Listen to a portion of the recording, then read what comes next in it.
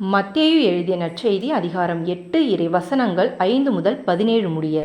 இயேசு கப்பர்நாகுமுக்கு சென்றபோது நூற்றுவர் தலைவர் ஒருவர் அவரிடம் உதவி வேண்டி வந்தார்.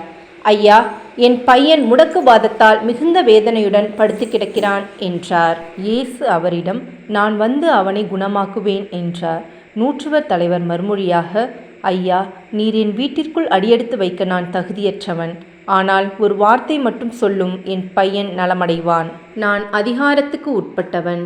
என் அதிகாரத்துக்கு உட்பட்ட படைவீரரும் உள்ளனர்.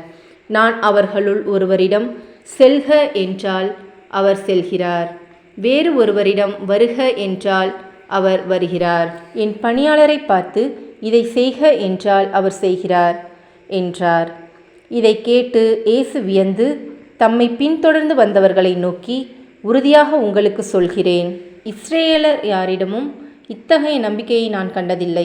கிழக்கிலும் மேற்கிலும் இருந்து பலர் வந்து ஆபிரகாம், ஈசாக்கு, யாக்கோபு ஆகியோருடன் விண்ணரசின் பந்தியில் அமர்வர். அரசுக்கு உரியவர்களோ புறம்பாக உள்ள இருளில் தள்ளப்படுவார்கள். அங்கே அழுகையும் அங்கலாய்ப்பும் இருக்கும் என்றார்.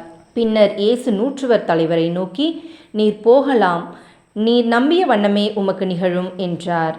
அந்நேரமே பையன் குணமடைந்தான். இயேசு பேதுருவின் வீட்டிற்குள் சென்றபோது பேதுருவின் மாமியார் காய்ச்சலாய் படுத்திருப்பதைக் கண்டார்.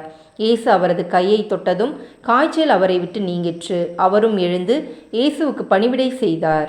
பேய் பிடித்த பலரை மாலை வேளையில் இயேசுவிடம் கொண்டு வந்தனர். அவர் ஒரு வார்த்தை சொல்ல அசுத்த ஆவிகள் ஓடிப்போயின. மேலும் எல்லா நோயாளர்களையும் அவர் குணமாக்கினார். இவ்வாறு அவர் நம் பிணிகளை தாங்கிக் கொண்டார், நம் துன்பங்களை சுமந்து கொண்டார் என்று இறைவாக்கினர் எசாயா உரைத்தது நிறைவேறியது. இது கிறிஸ்துவின் நற்செய்தி. கிறிஸ்துவே உமக்கு புகழ்.